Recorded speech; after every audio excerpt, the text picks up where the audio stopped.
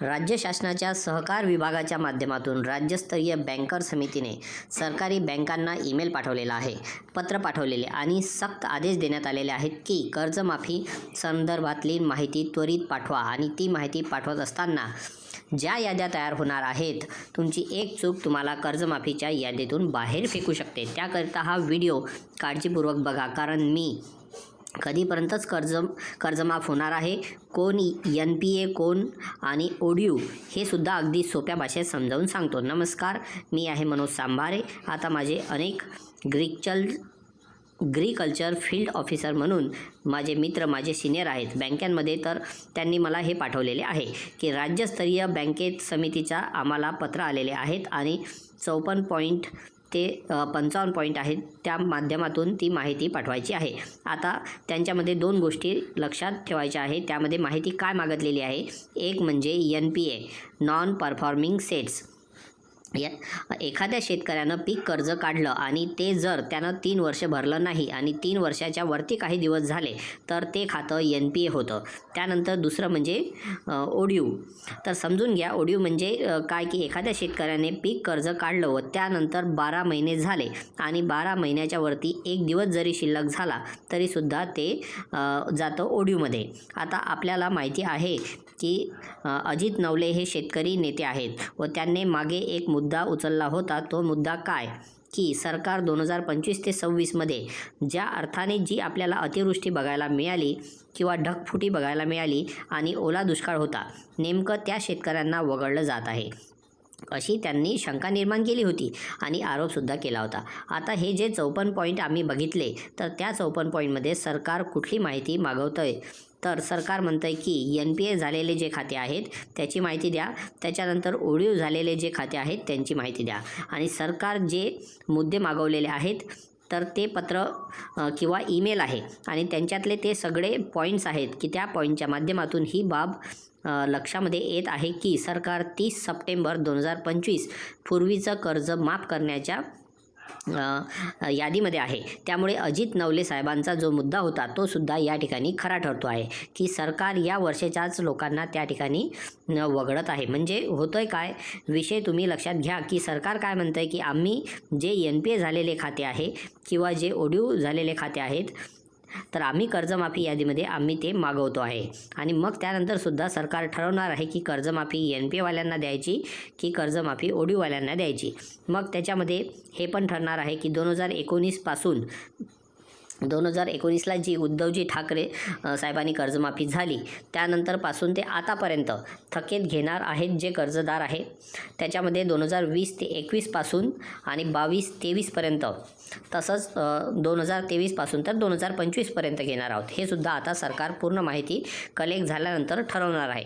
त्यानंतर दुसरा एक महत्त्वाचा मुद्दा तुमच्या लक्षामध्ये घ्या की 30 सप्टेंबर 2025 च्या आतच कर्जमाफीमध्ये बसण्याची शक्यता आहे आणि जे कर्जमाफीचं आंदोलन झालं होतं आणि जी तारीख मिळाली होती 30 जून 2026 पूर्वी, तर आम्ही कर्जमाफी करू, गफलत होईल, लक्षात घ्या की 30 जून 2026 पूर्वी आम्ही कर्जमाफी करू। आता त्याच्यामध्ये महत्त्वाचा मुद्दा काय आहे की आम्ही आंदोलकांनी आणि शेतकरी नेत्यांनी अशी बाजू मांडली होती की 30 जून 2025 पूर्वी म्हणजेच 30 जूनला सुद्धा 2025चा कर्ज काढलेला शेतकरी हा 30 जून 2026 पर्यंत ORDUमध्ये जातो आणि तो ORDUमध्ये गेला म्हणजे त्यालासुद्धा कर्जमाफी मिळते।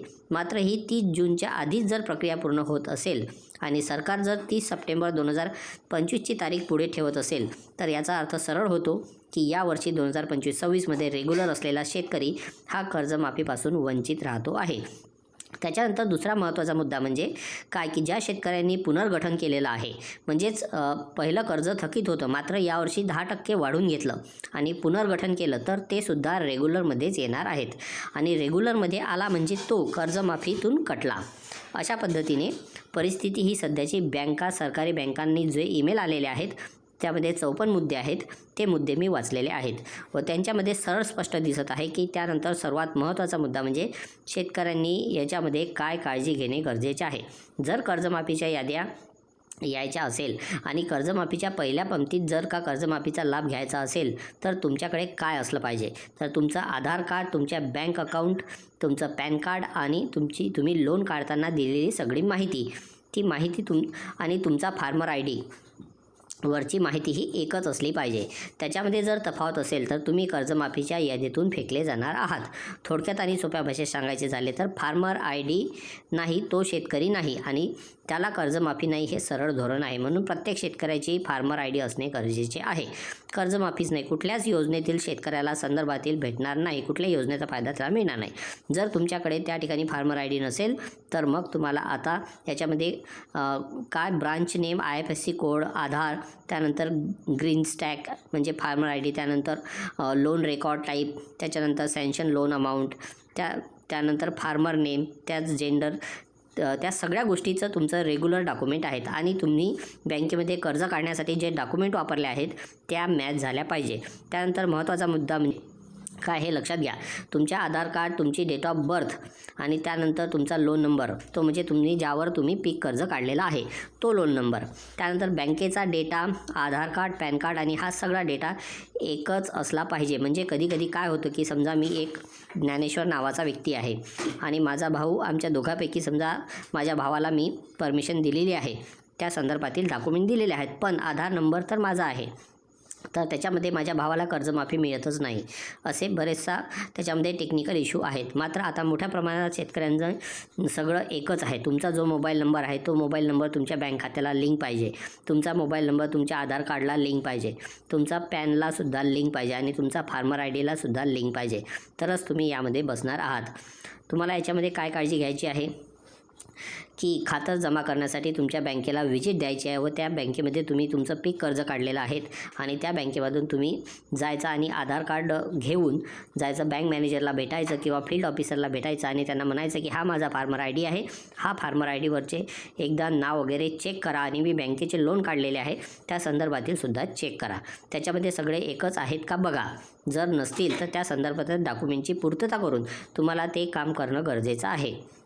कारण की एकदा याद्या समाविष्ट झाल्या तर मग तुम्हाला ऑप्शन राहत नाही आणि मग तुम्ही म्हणता की मी तर सर्व पात्र आहे किंवा थकीतमध्ये पण आहे पण मला कर्जमाफी मिळाली नाही, तर तुम्हाला या सगळ्या गोष्टी करणं गरजेचं आहे. त्यानंतर राज्य सरकारच्या माध्यमातून राज्य बँकर्स समितीने बँकेकडून काय माहिती मागविली आहे बघा. बँकेने काय द्यायचे आहे म्हणजे फील्ड ऑफिसरला काय द्यायचे तर त्यामध्ये लोन अकाउंट नंबर, त्यानंतर लोन सँक्शन कधी झालं, लोन मंजूर कधी केलं, त्यानंतर ते फ्रेश आहे की रिस्ट्रक्चर आहे की NP आहे की ओव्हरड्यू आहे याची माहिती तुम्हाला त्यानंतर द्यायची आहे. जर समजा रिस्ट्रक्चर झालेले असेल तर ते कधी झालं याची माहिती द्यायची आहे. त्यानंतर लोन टाईप, कुठल्या कर्जाचा प्रकार आहे, सरकार फक्त पीक कर्जच माफ करणार आहे, त्यानंतर लोन किती घेतलं, आता व्याजासह ते किती झालेलं आहे आणि NPAची तारीख काय आहे, इंटरेस्ट किती झालेला आहे, हे सगळं त्या ठिकाणी बँक मॅनेजरला किंवा बँकेची जी माहिती आहे ती पुरवायची आहे. मात्र हे करत असताना आता सरकार किती बजेट ठेवतं, त्याच्यामध्ये किती हजार कोटीची कर्जमाफी करतं आणि की कर्जमाफी करत असताना मग आता फडणवीस सरकारने मागं काय केलं होतं. जर तुमच्या 1 लाखापर्यंतचं जर कर्ज माफ झालं म्हणजे तुमच्यावर 1.5 लाख असेल तर 50,000 वर्षभरा 1 लाखापर्यंतचं माफ, तर अशा पद्धतीने सुद्धा फंडा वापरला जाणार आहे. म्हणजे शेतकऱ्यांना आधी त्यांच्यावर जे शिल्लक कर्ज आहे ते भरावं लागणार आहे, मग नंतर त्याला त्याच्या कर्जमाफीचा लाभ मिळणार आहे. आणि ही माहिती मी अंदाज पद्धतीने देत नाही तर स्क्रीनवर तुम्हाला गव्हर्नमेंट ऑफ महाराष्ट्रने बँकेने गेलेलं लेटरसुद्धा दाखवत आहे आणि त्यासोबत त्यांना एक मेल आलेला आहे, त्यांच्यामध्ये 54 पॉईंट आहे, त्यातले महत्त्वाचे मुद्दे मी तुम्हाला सांगितलेले आहे. अजून तर खूप किचकट बाबी त्याच्यामध्ये आहेत. तर अशा पद्धतीने अतिशय महत्त्वाची अपडेट होती. मात्र आपल्या मनासारखी कर्जमाफी करून घ्यायची असेल तर शेतकरी नेते चळवळ जिवंत पाहिजे आणि शेतकऱ्यांनी चळवळीला पाठबळ दिलं पाहिजे, अन्यथा तोंडाला पान पुसण्याचा प्रकार होऊ शकतो.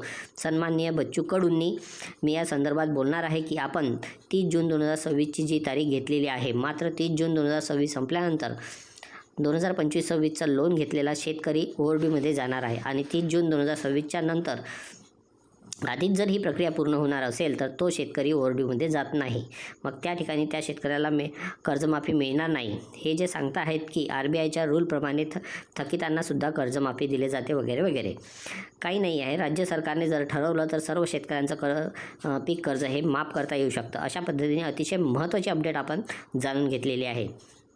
तुमचं याबद्दल काय मत आहे हे नक्की कमेंटमध्ये व्यक्त करा किंवा शेती माती संस्कृतीसाठी अशाच नवनवीन व्हिडिओसाठी आपल्या चॅनलला सबस्क्राईब करा. साईडला असलेल्या बेल आयकॉनला सुद्धा प्रेस करा आणि तातडीने तुमच्या बँकेसोबत संपर्क करा. तुम्ही फार्मर आय डी काढला नसेल तर तुम्हाला फार्मर आय डी काढणं खूप गरजेचं आहे. तो फार्मर आय डी तुम्ही काढावं. त्यानंतर सजगतेने रात्र वैरायची आहे. शेतकऱ्यांना जास्तीत जास्त कर्जमाफीमध्ये बसले पाहिजेत यासाठी प्रयत्न होणं गरजेचे आहे आणि त्यासाठी आपण सगळ्यांनी एकत्रित होऊन लढणं गरजेचं आहे. कारण सध्याची परिस्थिती अशी आहे की सध्याचे सत्ताधारी कुठलीही निवडणूक हारत नाहीत.